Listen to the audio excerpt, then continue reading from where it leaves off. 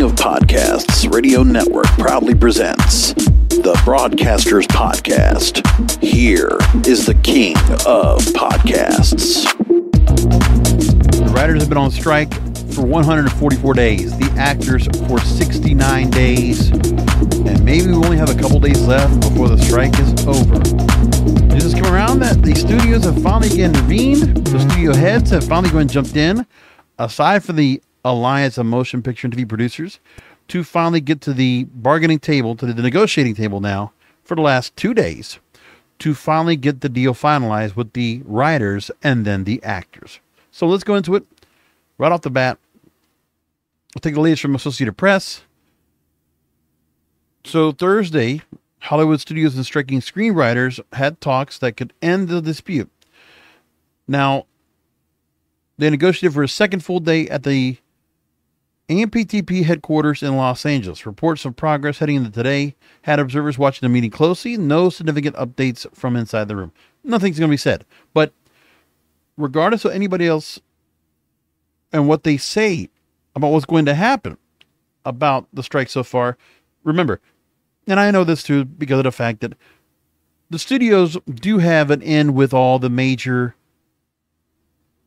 industry rags. All the media industry rags that I normally read from, Deadline, Variety, The Hollywood Reporter, The Wrap, all those, they also basically, the studios will always be able to go ahead and get their information through them. But on purpose, they've been putting it out to other sources to get the word out. So CNBC reporter David Farber wrote on Wednesday night that writers and the AMPTP were near an agreement and can hopefully finalize the deal. Anonymous sources told him. And they said that should the deal not close, the strike will continue till the end of the year. Yeah, this is where is there enough right now from the studio heads to say, okay, we're finally going to go ahead and give in. We're going to finally say to ourselves, we need to go ahead and stop this. This is over. There's no more, we can't take any more blowback on either side. We've already suffered too much, $5 billion to the economy in California so far because of Hollywood, and all the other things going on with a lot of projects being shelved, canceled, or pushed back. And all the extra moves being done where all the picketing is going on, where the pressure from the strike caused the stories from last week I talked about, Drew Barrymore and Bill Maher decided to reverse their decisions to go back on the air. They're going to continue to hold off in hopes that the strike will end. So Drew Barrymore got a lot of flack for that. Bill Maher, just decided to go with it. Okay, let's go ahead and step back. Dancing with the Stars got a lot of press too because 3 of the actors on that show, they were being pressured to not compete or not participate in Dancing with the Stars because the Writers Guild deemed that the show, if these actors went on stage and performed, they would be on a struck show. So they said, no, can't do it. And so where we're at is right now. First day of negotiations were very encouraging. And the two sides are specifically still working out right now on divided on issues of pay. But that's the normal thing that happens. And then we wait and go and find out if we're going to get to a point where the most easiest point that happens in every negotiation. Will the pay get handled? Of course. That's not even the issue. If it was just the pay, we would have never gotten into strike in the first place. Maybe a couple days, but we would have never gotten this far. It's the other parts. The use of artificial intelligence in scripts. The actors worried about AI also taking away their name, image, and likeness in perpetuity, and they're not being able to go and continue to be paid. The residuals that both writers and actors expect from viewership and not subscribers, and the streaming services wanting actual numbers to work off of. And that's where everything is at right now. That's where they're all asking about. Now, we know that talks had restarted a couple of weeks ago. They fell flat. And there have been a couple of meetings in mid-August that included the heads of Disney, Netflix, Warner Brothers, and Warner Brothers Discovery. And writers said after exchanging proposals, they were met with a lecture about how good their single and only counteroffer was. And the talks trailed off. So now, if the writer strike continues to the end of the month, it will be the longest in the union's history, the longest strike since 1945. But we have anything else to talk about with this. But we have to look at the significance and look at the symbolism of where we are with the story and say to ourselves, are we going to finally get to a point where we can, this watershed moment that we've talked about extensively, where the writers and the actors had to hold the studios to the fire this time around for the AI, the writers' rooms, the residuals, among other things. And we know that not all of these things are going to be handled, but we can kind of figure out what are the really particular parts that are going to make the difference. I think the residuals and the AI issues and the writers' room issues collectively for the writers and actors, if those issues are resolved, then everything else goes by the wayside. Remember, it's not just the pay. And I would imagine the writers and actors at this point, they just need to make sure it's more than just the pay. And then get the deal to their members and have them sign off and say, yes, we're good. If they can get it that far. Now, the union said a message to their members to talk about all this already. And one of the quotes that was made was, quote, "You might not hear from us in the coming days while we are negotiating, but know that our focus is getting a fair deal for writers as soon as possible." Governor Gavin Newsom has gotten involved, where he's saying he's encouraged by the conversations over the last weekend, and not going to overstate it, but he's encouraged they're meeting again later this week. Now, the CEOs that attended the bargaining sessions in the last couple of days have been Bob Iger of Disney, David Zaslav of Warner Brothers Discovery, Donna Langley of NBC Universal, Ted Sarandos of Netflix. So there's progress being made. And I think if they're just going along with this and they're not having any more issues where there's a fallout, most importantly, the fallout is what we have to wait on. And let me tell you, if it doesn't get resolved now and it goes into next year, we already know that the fall season for network and cable are already shot. Almost at this point right now. There's a fear that shows will not be able to get back up in time to be able to go ahead and have any kind of a fall season for this year, which would really damage the studio so far with the plans that they already have in place. So they're working on it. Whatever they have to do. So some of the more information we got from Variety about what's going on with the negotiations is the AMPTP is offering a success-based residual, taking the form of a bonus for streaming shows that reach certain audience thresholds. The Writers Guild had proposed a viewership-based residual that would increase a set amount for every 2.5 million views, where a view would be counted as any time someone watched at least half the program. So without even looking at the numbers, at least they'll have a scale to work off of. The Writers Guild demanded a minimum staff size for every TV show, and it would increase with the number of episodes in a season. And the AMPTP countered that staffing decisions would be left up to the showrunner rather than determined by a one-size-fits-all formula. So the showrunner that hopefully will be on, that writer, in essence, is going to be able to go ahead and determine how many writers are going to be needed in the room. So there's that going afterwards. So there will be a change of the writer's room after the initial start of the series. And of course, like you said, more episodes in a season, more staffing that is being needed. And the Studio Alliance was believed to be holding to that general position, but may have made some movement on the offer. And then the other portion they have is discussing AI. The AMPTP previously said the sides were close to an agreement that would allow writers to use AI without impacting their pay or credit. And the key sticking point has been the WGA's demand that AI systems are not allowed to train on writers' scripts. So they don't want the writer scripts to be tweaked or used with any AI, any chat GPT, anything like that. With the Screen Actors Guild, SAG-AFTRA, they have more concerns about the use of AI to replicate actors' likenesses and the alarms over AI training. But we're talking about the writers first, then the actors come follow after that. So there's been considerable optimism that a deal could be reached at hand, some predicting a tentative agreement that could have been reached on Thursday, but as far as I know, that has not happened. But now, the idea will be that more concessions are being made by the Alliance on behalf of the studios to give more to happen here. If that's the case, that's good. That's another thing that can be considered now. And then we can go and see what comes of it. But at this moment, nothing's been considered yet. We are still going to continue and see if anything else comes of it. But right now, we don't. We're just going to wait and see where it goes next. So there have been updates throughout the night, and the strike is not over yet. And this is as of almost midnight, September 21st, as I'm reading this, and I'm reading this just after midnight on the 22nd. So sources say both sides going to the deadline are open and willing to gather around the bargaining table, but no further talks are scheduled. And negotiating committees for both the writers and the AMPTP have included Ted Sarandos, Bob Iger, Donna Langley, and David Zaslav, and they indicated they will try to convene for a meeting tomorrow on Friday. So there's still a number of points remain unresolved so far. One CEO of the studios said they wanted to get this all wrapped up before the weekend.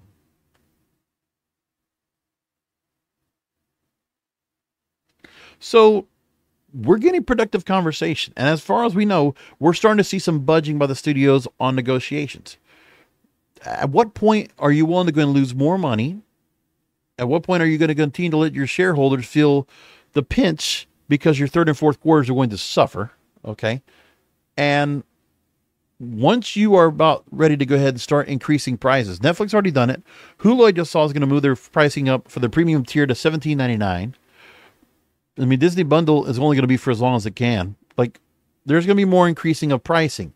And the only way those price increases will be justified by these subscribers is if there's going to continue to be new content. And that requires Hollywood to get back up and running again. The interim agreements are not enough. There has to be something more to keep this going. But at this moment, there isn't. But maybe by next week, there's a good chance that we might actually get done with all this and see what happens. Now, there was a story that was talked about when it comes to the streaming residuals of understanding what is going on with this right now. So let's go and talk about that. Suits has really been brought out as the standout show on Netflix for whatever reason that everybody's really into it.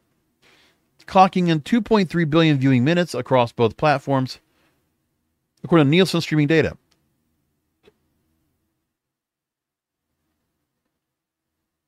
And it's a consistent thing every week. 2.7 billion viewing minutes per week as it's going right now. Also on Netflix, Breaking Bad and This Is Us have been constant crowd pleasers for streaming platforms. But both Aaron Paul and Mandy Moore, respectively, have said they're making pennies on residuals. So people want to find out how much are the writers and actors receiving from a massive success like Suits, Breaking Bad, or This Is Us. Now, the residuals are guild-mandated payments to actors, directors, writers, and others involved in the making of film and TV as compensation for cable reruns, syndication, DVD release, and licensing to streaming media. And the residuals are two types. One is a fixed residual, paid to writers and actors involved in shows created for new media, determined based on a formula agreed upon in each union's minimum basic agreement. And the streaming residuals are calculated using a formula that factors in the length of the program, the size of the service, when the program was written, and the exhibition year. And then a revenue-based residual applies when a film or TV series are licensed to a streaming platform, and its percentage of the fee is paid to the studio by the distributor. So Suits, run by Universal Studio Group's UCP, it was run on USA Network and licensed to a streaming service. NBC Universal licensed Suits both to its own service Peacock and to Netflix. And Peacock and Netflix are paying a fee. Residuals are paid 1.2% of the license fee to writers, 3.6% to principal performers. So basically, the writers get a percentage, and then the actors will get 3 times as much for performing in it. Netflix only licensed the first 8 seasons, 124 episodes. The license fee for Suits has not been disclosed, but Deadline says it's in the range of $200,000 to $400,000 per episode. So the deal for carrying the series on Netflix is $25 and $50 million. So if Netflix was just paying the middle part, $37.5 million to license a show, a writer would make 1.2% of the fee paid for each show that they write, paid out over term. So for the entire series, they would be making $3,629 on this calculation. For actors, each principal performer, 3.6% of the fee paid for each episode. 3.75 million licensing fee for suits. If we go with that calculation, that means that the actors will get $10,887 per episode, equally split among all principal performers over the length of the deal. Not much. Not much at all.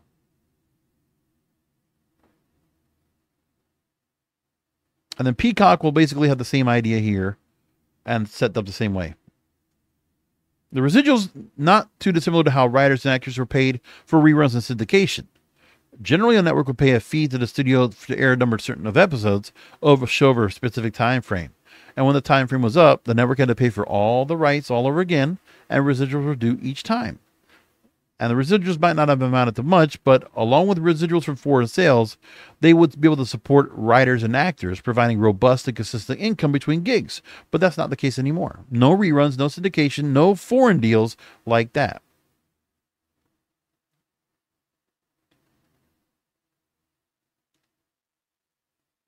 And the question is, can actors and writers really get paid off of residuals anymore? Which is the reason why we're doing this right now at the bargaining table of the strike.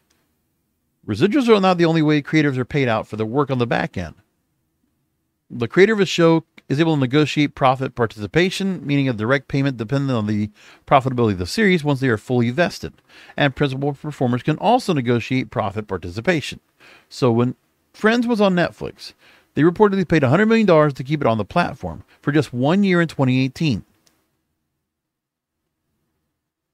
And creators David Crane, Marta Kaufman, and the show's stars profited much more from that sale than just a licensing fee residual.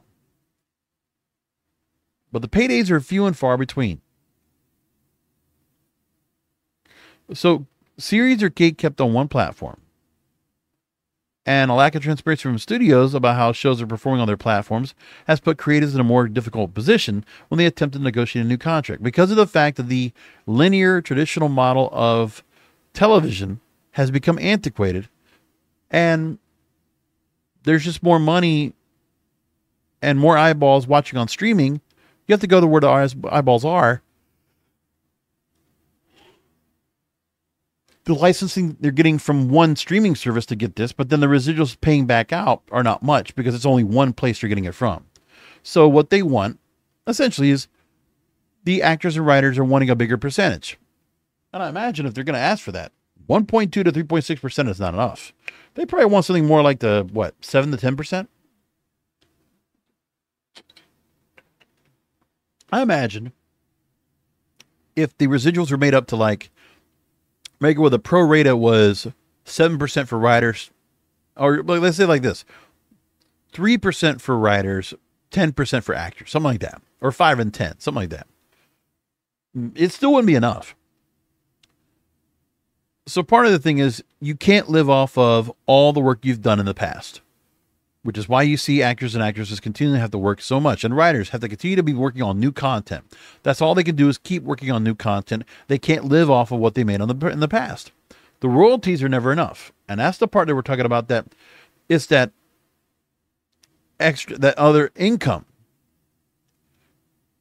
In a way, I would imagine actors and writers want to be able to have a discretionary income based on the residuals and royalties, and then work their regular salary based on what they're doing anyway. So like the idea would be, yeah, if they're not working, at least money's coming out on the residuals and royalties. At least you have that. But then again, you got to ask, how many actors have that opportunity to go in and be able to get so much on the show when it's only so many series or so many episodes they might have done in general? And some, when the more the bulk of actors and actresses probably wouldn't have had that many episodes they're on of a particular series. Maybe they're just on a separate series, just on, an appearance here and there as a character actor. It could be anything like that. It's a lot of work, but there's not much left to go off of that when you think about it. Pre-streaming, it wasn't uncommon for lawyers and agents to get involved to make sure their client got the proper payout and didn't fall victim to hokey studio accounting practices. But still, third parties like Nielsen were able to shed some light on how shows were performing, and the frequency of deals made across cable and syndication gave creatives an indication of how lucrative their show was. The last strike in 2007-2008 allowed writers ownership over content created for and distributed by new media platforms. Without it, it's unclear if writers like the head writer for Suits, the creator Aaron Korsh, if he and the rest of the writers would be entitled to any residuals at all.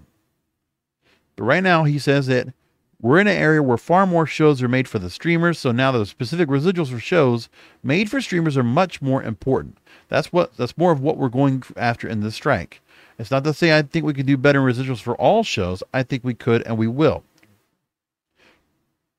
So the idea has been proposed is the success-based residual model, allowing members to share in the success on streaming platforms. And the viewership-based residual model SAG-AFTRA asked for was a 2% of the share of the revenue generated from streaming content. The August counterproposal to the Writers Guild, the AMPTP offered viewership data and quarterly confidential reports, allowing the Guild to restructure its proposals for residual payments in the future, but not currently result in any direct compensation.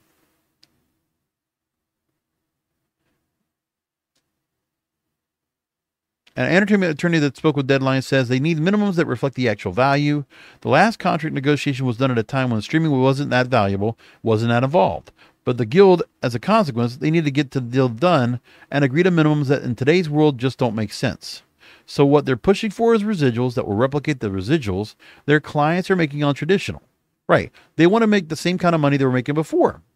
Because for them to go on to this new platform, into digital, and make less is a problem. They need to be able to keep making the kind of money they were before because they're prone to it, right?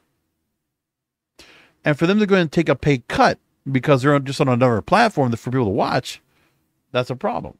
And the reason why the studios don't want to do so much is because they're not ad supported anymore. If the ad support was going on for them, they would go and pay out more. But because they're just basically working off of a subscription fee, then they're not going to give out that. Where the guilds will land on the residuals front will remain to be seen, and the WGA is currently hashing that out right now with the AMPTP, and both guilds have been adamant the future of the industry hinges on finding a new way for their members to make a livable wage, which means restructuring the current residuals model. So that's what we wanted to find out, was the understanding as to how residuals work as much as we can, and this story gives that point. Now, there's not only that problem going on in Hollywood that goes on with all the issues. We talked about back in 2019 on this program, and I've referred back to it, the fact that the Writers Guild having so much power. Well, after the Association of Talent Agents kind of broke off, one of the major talent agencies, Creative Artists, Michael Ovens created it, right? CAA. Well, there's an issue now Daily Beast is referring to, that the majority stake of Creative Artists Agency is being sold to French luxury goods mogul François Henri Pinault in a reported $7 billion valuation. Financial Times reports that the talent agency's top staff are in line to pocket more than $200 million. So the co-chairs, big agents in there, they will be all set up. And by the way, Pinault just happens to be the husband of Salma Hayek. Now, current and former CAA staffers are pissed over internal chatter that, unlike their higher-ups, they're getting stiffed and will only be able to monetize 10 to 15% of their equity, with the rest being rolled into the new entity. Meetings with top agents of CAA are expected to take place this week, with former employees expected to learn more about the equity plan in the next week or two. And that with the new change out, it's being called demoralizing and gross, that the agents are saying they made them all this money, CAA. They're faking that they are on the picket lines, that they care about the picket lines, and protesting the greed of the studio bosses. Meantime, they're taking people's prime earning years, and now we can't monetize our equity. Big problem. Huge problem. Another thing that's been going on has been very effective as a result of the strike has been cancellations and trends. A special report going on about that that's been very consistent. So this is from Variety. Right now, we know there's been a lot of shows that have been axed, and some of these shows are trying to go and find a new place to be on because of popular demand. But streaming has created a new age of creative freedom, and permanent availability has been given away to yanking shows from platforms, revoking second seasons, and dumping a complete freshman series before it even airs. Now, I brought this up last week, but I want to make the point of the content that's been out there. The TV content released by the 8 largest U.S.-based subscription video on-demand services. Well, just make sure to go into this because I didn't take much time to talk about it last week. They look at the numbers, and as I said, they talked about the rates of streaming linear and TV series cancellations between 2020 and 2023, how shows typically last versus streaming versus broadcast and cable, and the networks that have axed the most shows recently, and more importantly, and why. But the point is on this, I'm not going to be able to get into the report. Of course not. They're not going to let me have that. I know. Well, actually, I got into some of this. Here we go. And they actually didn't give me any more than just a little bit of a tease. Paywalls. These bastards. Now, what about the digital disruption itself? The digital disruption. What people are doing right now, if they don't want to watch reruns or reality shows or just find shows that are being pushed up to go and have out there to watch. People are still kind of dismissing network TV, cable TV more and more. They're cable cutting. They're cord cutting. So what happens now if we're at a point where, maybe there's other places to watch content, whether it's Facebook, YouTube, pick it. What about TikTok? Not just for short videos. How about this? Variety also makes a report about why people are watching TV shows and movies on TikTok. There's a new trend that many users are using, consuming entire TV episodes, series of movies, and short video installments, doing the same idea that the one app that we're going to do before. Remember that? Quibi. Remember Quibi in 2020, the short form streaming service? That's what's happening. We're starting to get where the idea that Quibi had is now being installed into TikTok. People are taking the Quibi approach. How about that?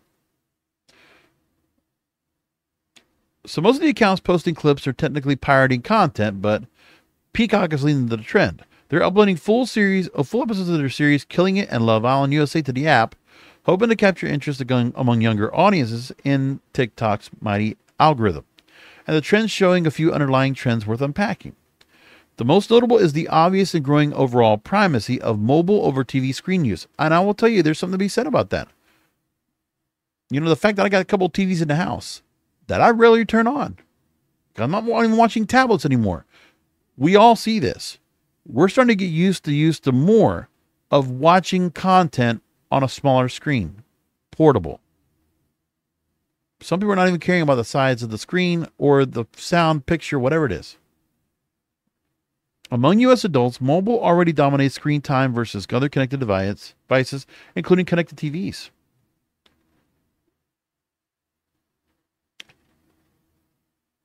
Time spent with digital video for the first time this year has passed TV time. And it's been driven by increases in social video viewing, predominantly occurring on mobile devices with the extreme rise of TikTok. And TikTok has surged so explosively, it's even overtaken YouTube in average time spent per day among U.S. users, and the gap behind Netflix only narrowing as Netflix usage plateaus. So I'm looking at a graphic right now, and you're seeing that TikTok has grown a lot in the last 5 years. YouTube has had a steady growth. Netflix had growth through the pandemic, but then by 2023, now it's starting to plateau. It's not going to have the continuous growth that it has the day before. So the usage trends suggest that video consumed on social media, TikTok in particular, is approaching viewing parity with traditional video, TV shows and movies, or video on demand or fast services. And so social and the streaming services are competing for user attention, and even in the context of the same viewing session. Viewers commonly report watching TikTok on smartphones, watching TV in the background. The second screening experience. We've had that for years now. Gen Z millennials, particularly mobile device screens, now compete much more intensely for first screen status, as some argue they have even become the first screen itself.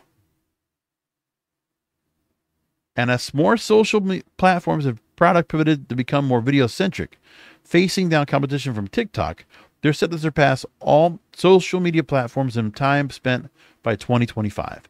Meta introduced their short video clone Reels to Instagram and Facebook in 2021 and 2022, 2020 and 2021 respectively. And Gen Z millennial entertainment preferences have clearly shifted versus older generations. Less emphasis watching TV or shows or movies. 30% of Gen Z millennials enjoying watching TV shows or movies more than any other entertainment activities. 55% still want to watch TV shows or movies versus social. So the TikTok trend of people watching TV and movies in short clips, anecdotes of those say they've done it show they're hard-pressed to exactly say why it was compelling, even if they acknowledge it was less convenient to watch the full content uninterrupted on linear or streaming TV. Especially when you think about YouTube. Continues to have all the ads on it unless you're buying it. So some people like the interactive component of watching shows on TikTok, reading and leaving user comments on videos. Other efforts to make streaming services more social, experiments have been created, including simulating the co-viewing experience in private groups during the pandemic, which was Netflix's Teleparty, Hulu's Watch Party. And then other responses reference the algorithm surfacing content, where a user doesn't have to spend time finding things to watch, which is usually the issue that people have for watching over the traditional platforms, trying to find something to watch, flipping through channels. They don't want to do channel changing. The algorithm does it for them. And younger people are more likely to be cord nevers, while TikTok is free for a never-ending supply of entertaining videos. And some also suggested that TikTok showed them that the critical dramatic highlights of a show, so they don't have to sit through setup or filler that is common on reality TV. Younger audiences are gravitating to social apps like TikTok to be entertained by video content, and the original format and intended screen might rank secondary to preferences viewing on TikTok, satisfying where traditional entertainment platforms so far at least fall short. And we're thinking about the fact that TikTok, you can flip the new content every flip you want. You're not channel changing. You're not using a device to change the channel to watch something else. Because you also watch something on video on TikTok, and immediately, are you going to be engaged into it, or are you going to flip to the next thing? You get instant gratification. It takes a while for cable to do that, or television. And the other part is that to be able to go ahead and switch from all the different channels that you have, to think that cable and network TV give you so many options. But no, people are not into it so much. Even with the thought that on streaming services, okay, like if you have Amazon or Apple or Google TV, you're thinking about, you have 300, 400, 500, 600 channels that you could be flipping through to stream content live. But they're not. So even that right there, the choices and what people want to do to take the time to watch something, people just want to get to what they want to watch. Whatever it might be. That's what to think about as well. So like I said, there was a few stories I didn't get the chance to read about and comment about last week, but I want to go ahead and do that now and bring that into the fray. I think it's about time we're going to do that. Along with a few more things that I also found that I wanted to bring up this week as well. So besides the fact that TikTok is starting to take TV viewers away from traditional platforms, they're also inching closer to global tech on the music streaming biz. We've talked about that too in the same way. So remember that. If TikTok music takes off like it plans to be, TikTok is trying to be like the all entertainment platform. And it's doing a pretty good job of it. Like I can tell you that I go constantly to TikTok. It's been so addictive to watch on a regular basis. And of course, if you haven't had a chance, I do have a TikTok channel that I've been putting clips of the program here and other programs that I do on the Belong the Network. I've been doing that more often now to give you a little more of a taste of all sampling of all of my content, which is all in one place, kingofpodcasts.com. So make sure to go ahead and bookmark that. And of course, all the other things you always want to do for helping yours truly out.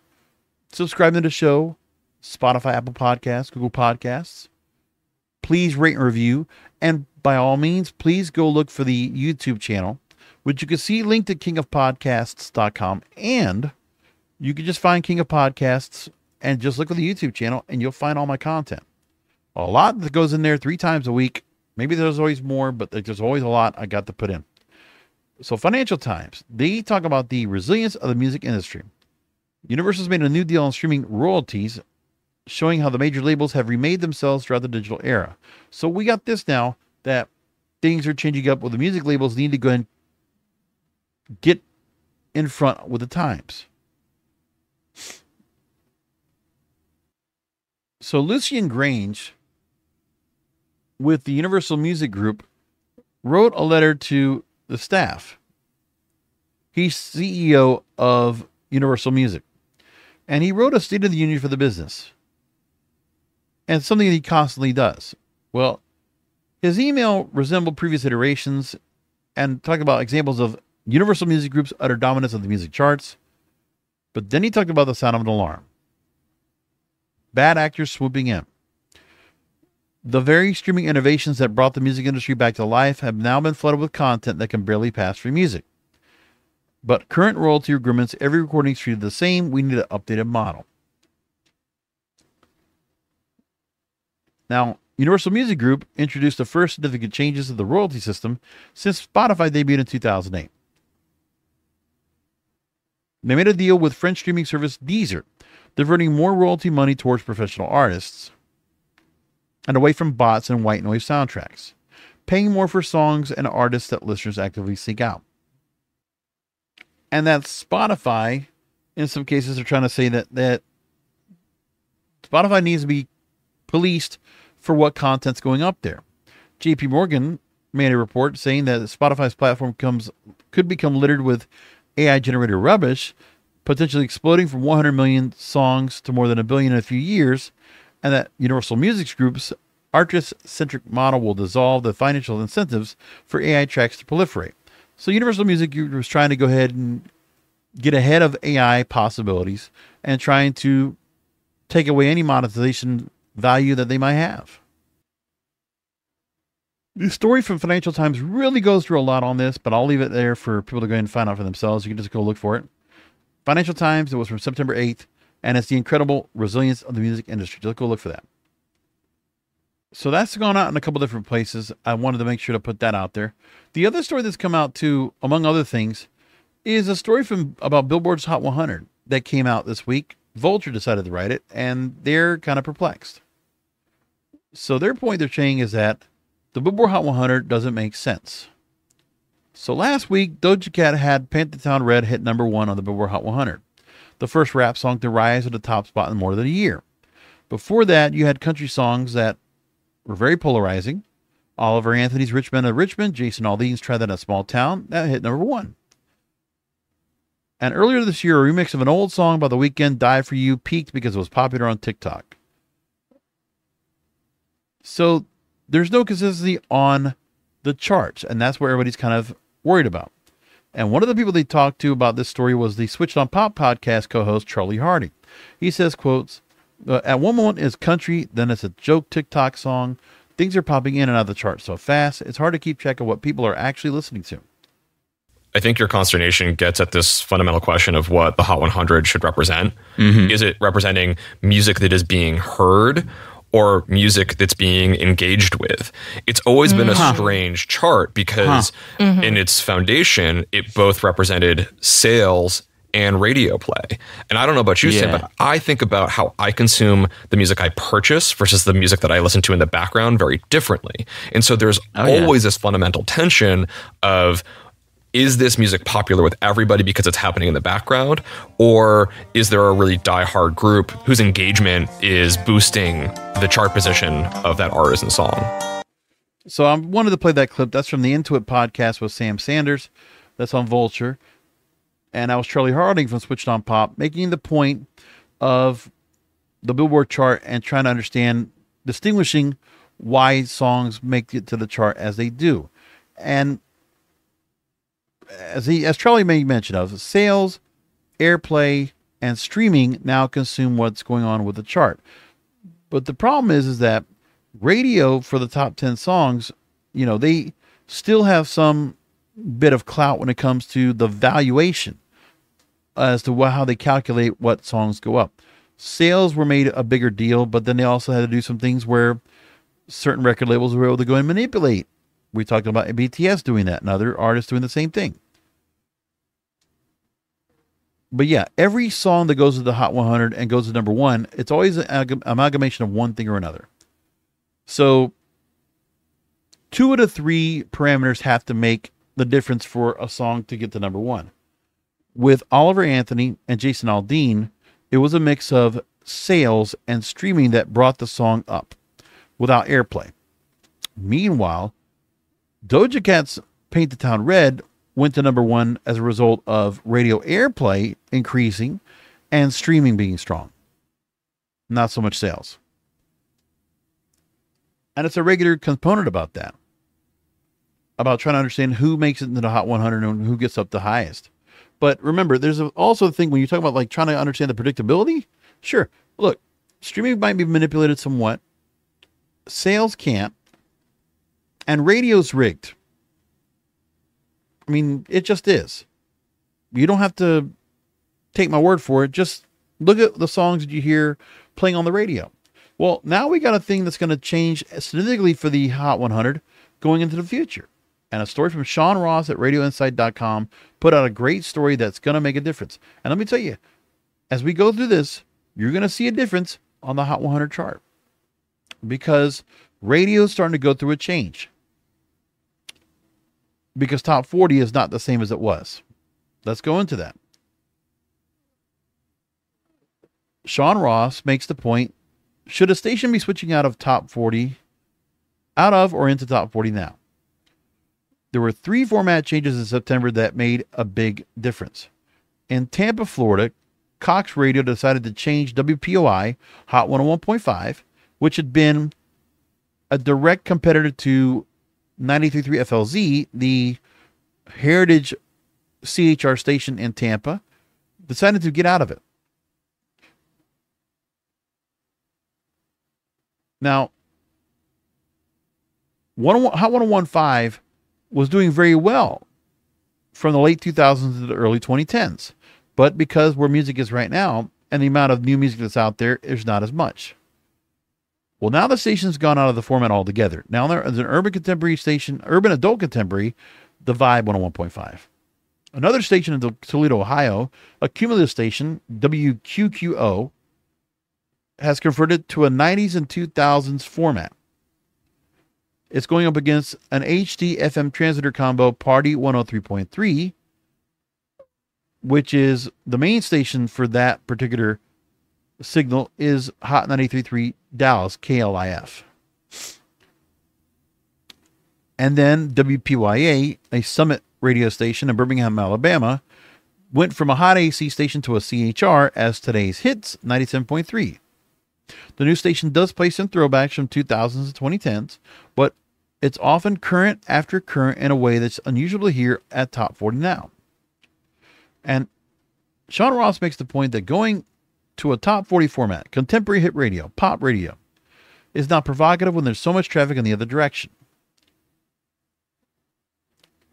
Why would a station make the move to pop music or CHR now, then flank with throwbacks like all the other stations have done? We've talked about that on the program. One answer is that there's a station that might be in the nothing to lose place, where a station might consider to go to CHR and an adult-friendly Top 40, even before it was a heritage CHR, a station might prove easier to flank to the other side. Now, stations that just do 90s and 2000s throwbacks, stand alone, have not been an obvious or sustained magic bullet for anybody. Some of that function is those songs' sudden ubiquity. Not only is Backstreet back, but everybody's got them. New throwback stations are often approaching the format as yesterday and today outlets, which we did before. You know, there was 90s stations that were playing 80s music as well. The hits and throwbacks format's gone on for a lot of stations. Some place might play less current music or a 50-50 mix. Some CHR stations continue to lean more heavily on throwbacks without changing their positioning. The net result is that it's harder for the new stations to really differentiate themselves.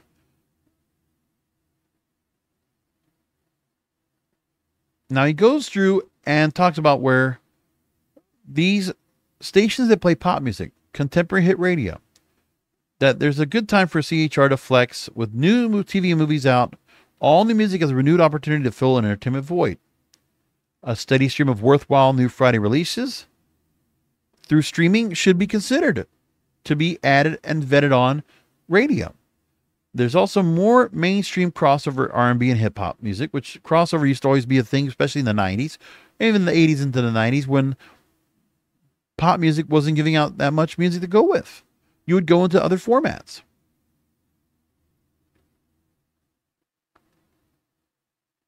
And right now we have Olivia Rodrigo's Guts that just came out as an album.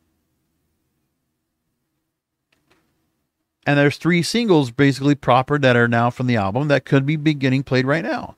Vampire, Bad Idea, Right, and Get 'Em Back. That can be played right away. And there are projects that have not yet surfaced from Canada's Charlotte Cardine, UK's Maisie Peters, which has a song, Strangers, which is a great song. They tick a lot of the same boxes as Rodrigo without sounding anything like her. Oh, no. Strangers is a... Oh, what's the name of that artist now?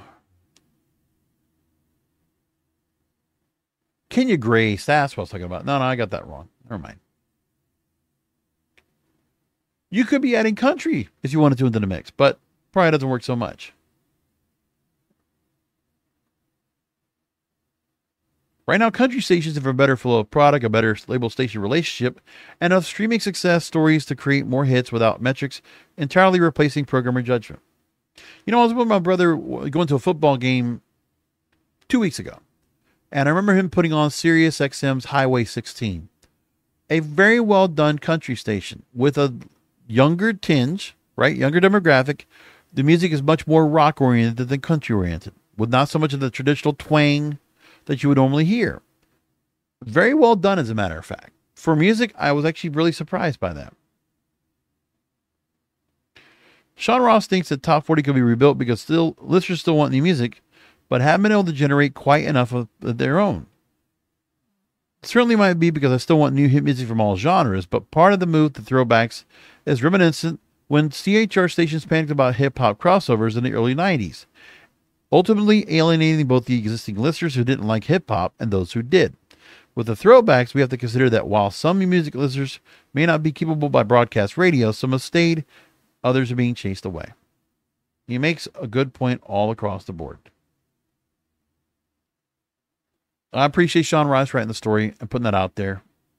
Always saying to myself, and I've said this before when it comes to throwbacks in music, I got to make that point across. I'm going to put that out there again for all of you just to go ahead and make sure my point is made exactly as such. What I said about pop stations being where they could throw throwbacks again. I want to throw that back out there and make that point across the board to others.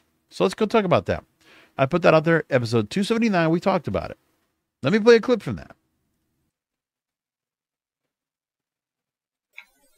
The rule of Top 40 Radio about gold music was that should be roughly from the previous 3 years, an emphasis on current core artists as opposed to one-hit wonders or declining former stars. Right. So, like if Ed Sheeran has a new song, you play some of his older songs. Beyonce, Rihanna, Taylor Swift, whatever. Yeah, it's the kind of the idea that you use that. So there's a relevance to why you play the song. In the 1980s, when we had the hot hits format, Mike Joseph actually ran that format, stations were all current. And new stations opted for a slightly less extreme version where you hear songs during those years that were more focused on the last 18 months, with exceptions for the biggest stars. And there were stations that used the oh wow oldies creatively, although not many stations felt the need to do so when contemporary hit radio was flourishing. So 93Q in Houston and other stations are being consulted by John Hartman were exceptions. And even after KKBQ moved from AM to FM, it was possible to hear a complete rule breaker such as Seasons of the Sun in between the MTV and R&B crossovers, at least until rival KRBE really took hold as a top 40 station. And when gold became a major part of top 40 over the years, it was always acknowledged that the current music was weak. Well, that's where we are right now. It's being considered that music is weak. So when this happened last time was the late 80s, when the Princes and the Michael Jacksons and the Huey Lewis Newses, all these 80s artists were by the wayside, starting to slow down. Remember that we had stations that would start going into the fact of, okay, we're going to start playing more dance music, more R&B music, more rhythmic music. There'll be a little bit of rap as well. And that happened for a few years. And then contemporary hit radio would start to rebound. And actually, crossover happened because we had, the change in the Billboard Hot 100 charts in November 91. And in the mid-90s, it was just kind of big of a hodgepodge because rhythmic top 40 dominated in the mid-90s. And top 40 took a little bit behind until the late 90s, 96, 97, 98, 99, 2000, and then contemporary hit radio going back again because we had the boy bands. We had the artists. The pop music came back with a resurgence. But pop music is not being allowed that way now. Pop music is being put by the wayside. The chance to cross over into pop, not happening right now. And I think I'm going to leave it right there with that point. Radio can still be the tastemakers, the home for new music discovery, and not be reliant upon throwbacks because we already see it's not a sustainable format. It's been made clear over and over.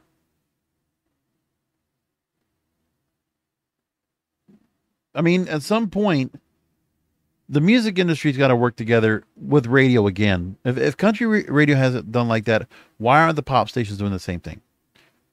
They should be the ones helping people to navigate all the new music that's coming out there in the first place, but they're not. So if you want program directors that are doing the job, that are not being controlled by their corporate bosses, you have to rely on the algorithms to do that. Because most people are listening to new music from the algorithms and not by a program director that has the experience and the staff to curate music and to be able to go ahead and filter through the crap and find good quality music that gets up to the front. And that's a problem. But we don't have that right now. Maybe someday we'll get that back again. Or, but only I think until corporate lets go of all these stations will we have a chance to finally see that happen. And maybe someday it will. I hope so. We badly need that. Okay, that's it for the show tonight. Thanks for listening in as you do always. Hopefully next week, I will have a chance to go ahead and talk about some great news with the strike. It'll finally be over. And we'll finally get ourselves back to Hollywood. Get content back out there once again. So I'm going to go watch The Expendables this weekend. I'll let you know if it's any good. And come back for another Broadcasters podcast next week. Remember that content is king. And the control of your content is in your hands.